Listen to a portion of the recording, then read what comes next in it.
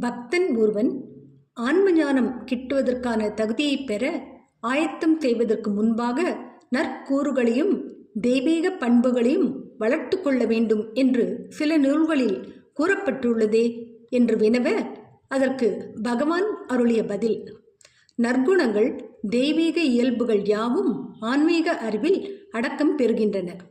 அவப்பேறு அல்லது அசுரகுணங்கள் யாவும் அஞ்ஞானத்தில் உள்ளடங்கியவை. ஞானம் கிட்டும்போதே அஞ்ஞானம் அறவே அகன்று விடுகிறது.